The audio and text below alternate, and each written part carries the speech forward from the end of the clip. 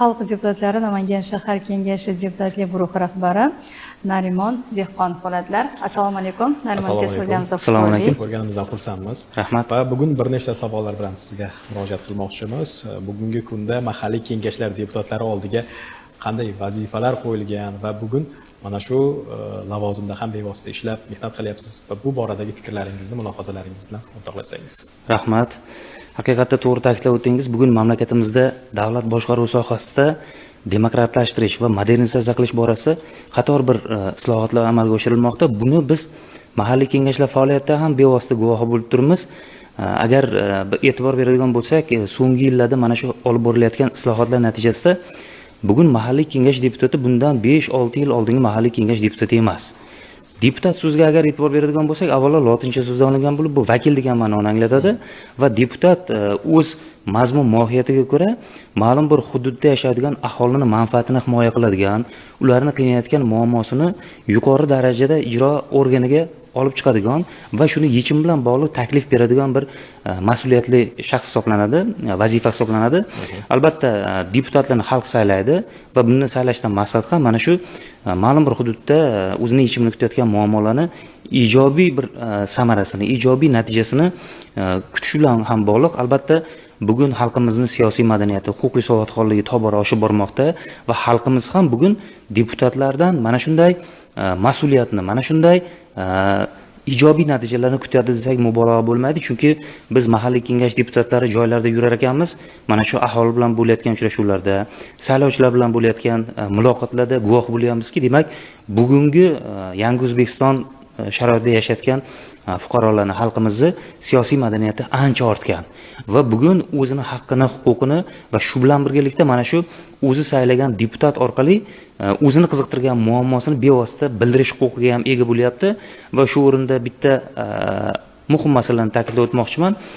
Bugun mana shu mahalliy kengashlar faoliyatida Namangan tajribasi yaratilmoqda va Namanganda mana shu bugun faoliyat olib borayotgan deputatlarning faoliyatida mamlakatimizda bo'lmagan bir yangi tajribaga biz qo'l urdik. Ya'ni haftaning har payshanba kuni viloyatimizda deputatlar aholi bilan ishlash kuni deb e'lon qilingan va mana shu haftaning har payshanba kuni mahalliy kengash deputatlari o'zi saylangan okrug hududida aholi bilan, saylovchilar bilan uchrashib, bevosita mana shu joyi infratuzilmasi bilan bog'liq, kommunal tizim bilan bog'liq qanday muammolar bo'ladigan bo'lsa, uni yechim bilan bog'liq bir amaliy sa'y-harakatlarni olib borish bilan shug'ullanyapmiz va xususan men ham mana shu Namangan shahar kengashi deputati sifatida o'zimga biriktirilgan 17-sohibkor saylov okrugidagi, demak, Sohibkor, Iftixor, Oydinko'l mahallalarida uchrashish chog'ida mana shu hududda qanday muammolar bugun aholini qiynayapti, qanday bir yo'l tutsak mana shu aholini og'irini yengil qilgan bo'lamiz va bevosita pirovard natijada hurmatli prezidentimiz tomonidan deputatlarning oldiga qo'yilgan vazifalarni qay darajada bajaryapmiz degan savolni har bir deputat mana shu o'z oldiga qo'yadi. Ochiqni aytganda, ilgari deputat deganda aholini tushunchasida bu saylov jarayonida ko'rinadigan yoki bir oy yoki 2 oyda o'zi aholiga bir o'zini suratga tushish uchun yoki qandaydir ma'ruza qilish uchun boradigan vakolatli shaxs sifatida bilardi. Lekin bugun yangi O'zbekistonda ko'rib turibmizki, ham aholini siyosiy madaniyati, huquqiy savodxonligi oshdi. Shu bilan birgalikda deputatlarning mas'uliyati ham oshib boryapti. Bu borada prezidentimizning qator bir ma'ruzalarda yoki O'zbekiston xalqiga va Oliy Majlisga bo'lgan murojaatnomalarda deputat qanday bo'lish kerak? Deputat bugun mana shu xalqi vakili sifatida uni ishonchini qozonyaptimi degan masalalarda qator bir tavsiyalarni berib boryaptilarki, bugun Namangan viloyatida mana shu faoliyat olib borayotgan deputatlar buni o'z oldimizga dasturul amal qilib qo'yganmiz va mana shu faoliyatimizda mana shu yo'l yo'riqlarga, tavsiyalarga va aholi tomonidan bildirilayotgan takliflarga doimiy ravishda e'tiborga olgan holatda o'zimizga oldimizga vazifalarni belgilab boryapmiz. Rahmat. Umuman olganda mana shu hududlardagi muammolarni hal etishda deputatlik guruhlarini o'rni haqida hozir gapirib o'tdingiz. Endi aynan mana shu chiqarilayotgan qarorlarni aholi hayotiga bir ta'siri borasida, umuman mana shu aholiga yetkazish borasida qanday ishlar qilinyapti? Juda ham to'g'ri ta'kidlab o'tdingiz. Har bitta mahalliy kengashda ma'lum bir siyosiy partiya tomonidan saylangan deputatlar alohida guruhga biriktiriladi. Ya'ni bugun mamlakatimizda 5 ta siyosiy partiya bo'lsa, mana shu siyosiy partiyalardan saylangan deputatlar o'zini mahalliy kengashda deputatlik guruhlariga biriktirilgan va bizni Namangan shahar kengashida ham Adolat sotsial demokratik partiyasi tomonidan saylangan deputatlar alohida deputatlik guruh sifatida faoliyat olib boryapmiz va deputatlik guruhini tuzishdan asosiy maqsad ham mana shu hududlardagi muammoni deputatlar birgalikda hal qilish. Har bitta muammoga individual emas, balki o'sha jamoaviy maslahat qilgan holatda yondashish va buni samarasini biz ko'rib turibmizki, bugun demak deputatlik guruhlari Namangan shahrida yoki Namangan viloyatidagi muammolarni hal qilishda ham birgalikda bir yoqadan bosh chiqargan holatda harakat qilib boryapmiz. Xususan agar misollarga to'xtaladigan bo'lsak, mana shu o'tgan davr mobaynida 3 ta holatda bizni mana shu Adolat sotsial demokratik partiyasi deputatlik guruhi qator bir chora-tadbirlarni amalga oshirdi. Birinchi navbatda mana shu viloyatimizda, xususan Namangan shahrida yosh bolalar o'rtasida yassi oyoqlik kasalligini oldini olish bo'yicha o'rganishlarni o'tkazdik deputatlik guruhi tomonidan va mana shu o'rganishlarni o'tkazish natijasida guvoh bo'lyapmizki, mana shu 74 mingdan ortiq bolalarni tibbiy ko'rikdan o'tkazildi. Viloyat sog'liqni saqlash boshqarmasi bilan birgalikda tashkil etilgan ushbu tadbirda qariyb 75 mingga yaqin yosh bolalar o'rtasida mana shu tibbiy ko'rik tashkil qilingan bo'lsa, 1582 nafarda mana shu yassi oyoqlik kasalligi aniqlandi. Albatta bu o'tkir muammo sifatida, dolzarb muammo sifatida shahar kengash sessiyasiga, viloyat kengash sessiyalariga bu masalalarni olib chiqdik. Bundan ko'zlangan maqsad ham mana shu ta'lim muassasalarida, ayniqsa maktabgacha ta'lim tashkilotlarida mana shu yassi oyoqlikni oldini olish bo'yicha qanday ishlarni amalga oshirishimiz kerak. Oldimizda kelgusida qanday dolzarb vazifalar turibdi degan ma'noda bir qator o'zimizga chora-tadbirlarni belgilab oldik. Umuman mana shu o'rganish natijasida guvoh bo'lyapmizki, yosh bolalar o'rtasida mana shu yassi oyoqlik kasalligi asosan 4-7 yoshgacha bo'lgan bolalar o'rtasida uchrayapti. Va biz mana shu kengash qarori bilan, sessiya qarori bilan mana shu ta'lim tashkilotlariga alohida vazifa belgiladikki, mana shu yassi oyoqlikni oldini olishda alohida bolalar uchun gilam to'shamalar tashkil qilish yoki toshlardan iborat yo'lakchalar hosil qilish, jismoniy faolligi yanada kuchaytirish va mana shu oliy ta'lim muassasalari bilan birgalikda qo'llanmalar, uslubiy ko'rsatmalar ishlab chiqib, uni mana shu kasallikni oldini olish bo'yicha tavsiyalarni u o'z ichida olgan bo'ladi. Mana shunday ishlarni amalga oshirdik. Bundan tashqari mana shu deputatlik guruhimiz tomonidan viloyatimizda onkologik kasalliklarni oldini olish. Bugun viloyatimizda mana shu onkologik kasalliklar bilan kasallangan bemorlarni davolash sharoitlari qanday, oldimizda qanday muammolar turibdi degan ma'noda o'rganishni o'tkazdik va qator bir muammolar aniqlandi. Xususan mana shu onkologik kasalliklarni davolashda malakali kadrlarning yetishmasligi, mutaxassisligi onkolog bo'lgan mutaxassislar kadrlarning yetishmasligi, shu bilan birgalikda tuman va shaharlarda mana shu shifoxonalarda alohida onkologiya kasalliklari bilan kasallanganlar uchun palatalar yetishmasligi. Biz mana shu sessiya qarori bilan tegishli tibbiyot muassasalariga bu to'g'risida alohida vazifalarni belgilab berdik va sessiya qarorida bu o'z aksini topdi. Va yuqorida aytib o'tgan 3-holat yaqinda mana shu deputatlik guruh tomonidan shahrimizda ta'lim muassasalari hududida, umumta'lim maktablari atroflarida yosh bolalarni tavakkalchilikka asoslangan qimor o'yinlariga targ'ib qilayotgan bir kran avtomat o'yini chiqdi.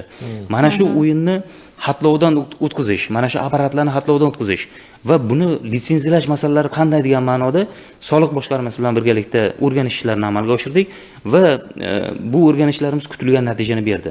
Mana shu o'rganish natijasida agar raqamlarga e'tibor beradigan bo'lsak, 531 ta holatda mana shunday kran avtomat o'yinlari yoki litsenziyaga ega bo'lmagan kompyuter o'yinlari tashkil qilgan tadbirkorlar aniqlandi va mana shu 531 ta holatdan 211 tasi kran avtomat o'yinlarini o'rnatib olgan bo'lsa, mana shu 320 tasi kompyuter o'yinlari tashkil qilingan. Bu faqat yosh bolalarni bugungi kunda azart o'yinlarga qiziqishini orttirish. Shu bilan birgalikda ota-onalar tomonidan berilgan kunlik xarajatlar uchun berilgan mablag'larni bemaqsad sarflash. Bundan tashqari mana shu o'quvchilarda bu tavakkalchilikka asoslangan o'yinga qiziqishi keskin ortishiga sabab bo'layotganligi bizni o'ylantirdi va bu borada qator ishlarni amalga oshirdik. Xususan mana shu o'rganish natijasida 130 ta holatda hujjatsiz ravishda tadbirkorlik subyektlari aniqlandi. 84 ta holatda mana shu tadbirkorlik subyektlari ro'yxatdan o'tkazildi va 234 ta holatda mana shunday faoliyat olib borayotgan tadbirkorlik subyektlari faoliyatini to'xtatdi. bugun demak siyosiy partiyalarning oldida, deputatlarning oldida turgan eng muhim masala ham mamlakatimiz yoshlarini ta'lim tarbiya masalasi.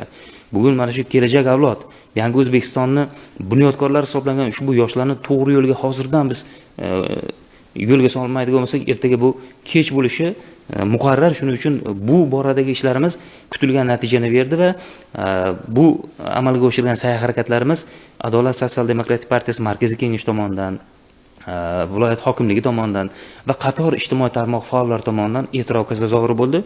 Umuman bunday ishlarni biz to'xtatmaymiz. Oldimizga alohida yo'l xarita qilib olganmiz va mana shu imkon qadar oldimizda turgan asosiy vazifa xalqqa ishonchiga erishish, xalq roziligiga erishish va viloyatimiz hamda shahrimiz hududida ijtimoiy-iqtisodiy muammolarni bartaraf etish bilan bog'liq.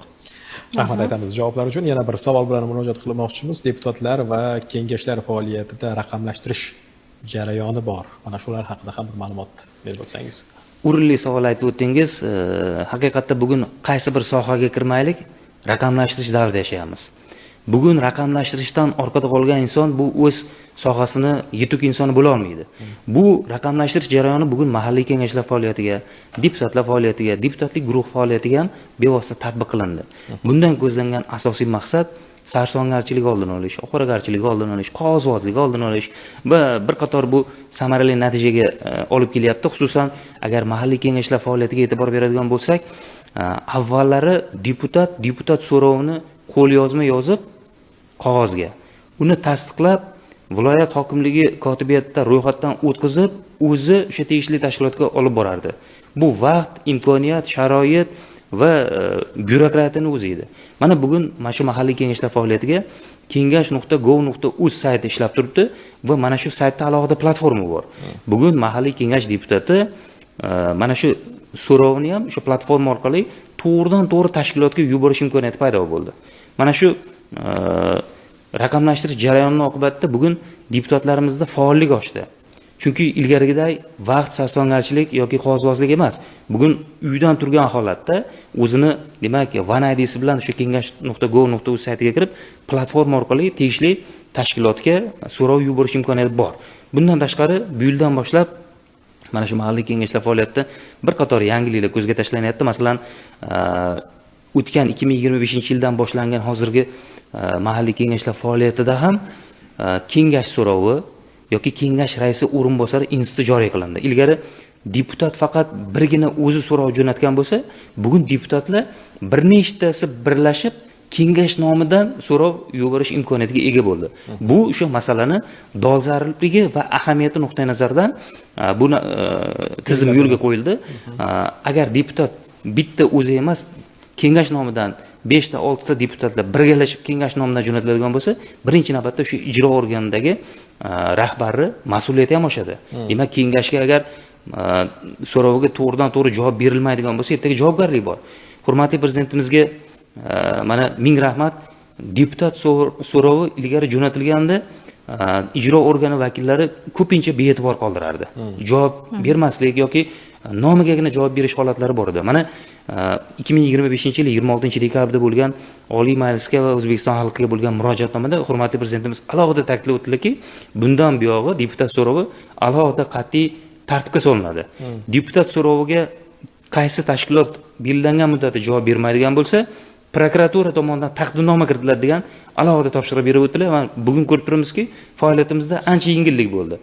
Biz deputat so'rovini kengash.gov.uz saytidan platforma orqali jo'natamiz va unda belgilab qo'yilgan 10 kun muddatda agar javob berilmasa, u avtomatik ravishda tizimda qizaradi va ertaga bu ijro organi tashkilot rahbariga ma'muriy javobgarlik to'g'risidagi kodeksga asosan 3 baravargacha bazaviy hisoblash miqdorining 3 baravargacha jarima qo'llanadi. Bu ham mana birinchi navbatda deputatlar faoliyatida mas'uliyatni yanada kuchaytirgan bo'lsa, bu o'z navbatda ijro organi rahbarlarining ham mas'uliyatini oshirishga xizmat qilmoqda. Juda ham to'g'ri aytasiz. Narmon aka, bugun har bitta deputatni oldida turgan vazifalariga bevosita to'xtalib o'tdingiz. O'zi deputatlar faoliyati davomida o'zini oldiga qo'ygan vijdonan mehnatlarini qanday bir xarakter orqali yoki bir ishi orqali ko'rsatish, ya'ni o'zi uchun ham bir javob berish kerak. Men shunaqa qilsam aslida to'g'ri bo'lardi degan fikrlarni, mulohazalarni aytish uchun ham. Juda ham bir emotsiyaga boy savol berdingiz. Joylarda ko'pchilik mana siz mahalliy kengash deputatisiz, sizga qanday naf degan savollar ham tushib turadi endi aholi tomonidan. Mana siz savolingizga javob beradigan bo'lsak, bu deputatlik faoliyati shunday faoliyat ekanki, aholini muammosini hal etilishini ko'rib odam huzur qilar ekanda. Insonlarga yaxshilik qilish, ezgulik qilish bilan barobar faoliyat ekan. Men mana shu 2 yil bo'lyapti, 2 yildan ko'proq bo'ldi. Mana shu deputatlik faoliyatida o'zim guvoh bo'lyapmanki, har bitta ishi ezgulikdan iborat. Har bitta ishi yaxshilikdan iborat. Masalan, o'zim yashaydigan Chust tumani Baymoq qishlog'ida maktabimiz bor. Mana shu maktabimizni kapital dasturga tushirish yoki o'sha hududdagi yo'l infratuzilmasini yaxshilash yoki Chust tumanida 16 ta mahalla menga biriktirilgan. Mana shu mahallada qaysidir fuqaroni og'irni yengil qilib, qaysidir muammosini ozgina bo'lsa ham yechilishiga o'zim hissam qo'shsam, mana shu hurmatli prezidentimiz oldida berilgan ishonch, qolaversa minglab xalq tomonidan bildirilgan ishonch va o'zimni insoniylik bir burchimni bajargan deb hisoblayman va bundan inson yanada ishlagisi, yanada ko'proq insonlarga yaxshilik qilgisi kelar ekan, bu menga kuch beryapti. Xalq tomonidan berilgan ishonch, bu qilayotgan har bitta harakatimiz shaxsan menga kuch beryapti va o'z oldimga ko'proq maqsadlarni qo'yishga harakat qilyapman. Bitta misol aytaman, o'tgan yili deputat sifatida 11 ta deputat so'rovi jo'natgan ekanman 1 yilda. Hozir mana shu 11 ta muammoni yechim orqasidan hozir 2 oyda 20 ta jo'natdim. 20 ta so'rov jo'natdim. Oldimga maqsad qo'ydimki, demak, bu yil 50 ta so'rov jo'nataman. 50 ta muammoni hal qilaman. Hal qilishga harakat qilasiz. Tobora bu faoliyat ichiga kirib borar ekan inson, aytayapman-ku, insonlarni og'irni yengil muammosini hal etishda qandaydir daxldorligi inson his qilib borar ekanda, shu narsa menga kuch beryapti. O'zi deputat degani ham qaysidir ma'noda ishonch degani ekan. Albatta, xalq ishonchi. Aytganda, hozirgi kunda masalan raqamlashtirish jihatini aytib o'tdingiz. Hozir o'sha texnika asrida deputatlar qanchalik darajada faol ishlayotganini ana shu raqamlar orqali ham aniqlab borish mumkinmi? Albatta, hozir shunaqangi reyting tuzilganki, deputatni joylarda yoki hisobotiga qarab emas, platforma bor. Platformada qaysi deputat nechta deputat so'rov chiqardi va uni yechimi qanday bo'ldi? Natija qanday bo'ldi? Shu bo'yicha deputatlarning faoliyatiga baho berilyapti. Baho beriladi. Ilgarigidek hisobotli, qog'ozbozlik emas. Bo'lsa bo'lmasa bekitib qo'yish. Borib, fotosurat tushib, uni qog'ozni chiqarib, chop qilib, belaga tikib qo'yish emas. Bugun deputatning faoliyati oynada aks etib turibdi. Buni nazorat qiluvchi xalq deputatlar mahalliy kengashlarda kotibiyat bor yoki eng muhimi xalq o'zi baho berib turibdi. Albatta. Rahmat. Va o'sha muammo masalalar haqida aytib o'tdingiz. Umuman olganda mana shu faoliyatingiz ichida eng esda qolarli bo'lgan, o'zingiz uchun juda ham bir ta'sirli bo'lgan masala qaysi edi? Eng mana shu faoliyatim davomida men o'zim to'liq qoniqish hosil qilgan murojaatim va uni yechimi yuqorida aytib o'tganimdek soliq boshqarmasi bilan birgalikda amalga oshirgan ishlarimiz. O'ylab ko'rsak, minglab yoshlarimiz noto'g'ri yo'lga ketyapti, o'quvchilarimiz. Shularni ozgina bo'lsa ham mana shu so'rov orqali soliq boshqarmasi bilan xatlov o'tkazdik. Ozgina bo'lsa ham to'g'ri yo'lga soldik deb o'ylayman. Mana bugun Namangan shahrida ko'cha-ko'yda yurganda, umumta'lim maktablarining atrofida o'tganda albatta ko'zdan kechiraman. Hamma mana shu apparatlar yig'ishtirildi, noqonuniylari va bu masalaning yechimi ko'plab oilalarga, ota-onalarga ma'qul keldi. Ochiq mana o'zimga bu muammoni biz ham o'ylaganmiz, ko'rganmiz. Ko'pchilik rahmat aytdi. Nima uchun ko'payib ketdi? Har doim yonda o'tayotganimizda shu yosh bolalarni o'sha o'yinchoqlarni olaman deb harakat qilish nahotki endi baribir bola tushunmas ekanda. Yana urinish bo'ladi, yana urinish, ololmaydi, alam qiladi va u asabiga ham juda ham yomon salbiy ta'siri bor. Mana shu jihatlarni o'ylab o'tganmiz, lekin shu masalaga kirish uchun masalan bizda hech qanday bir vaqt ham bo'lmagan yoki murojaat uchun ham, lekin og'riqli bir jarayonni haqiqatda ko'targan ekansiz. Ijtimoiy tarmoqlarda bu ijobiy rezonans berdi. Mana Facebook tarmog'ida yoki Instagram tarmog'ida ham ko'pchilik o'zimga ham yozyapti. Haqiqatda to'g'ri masalani ko'targan ekansizlar, rahmat degan bir fikrlarni eshitgandan keyin yana ham bir ishlagingiz keladi-da. Bu narsa odamga kuch berar ekan. Albatta.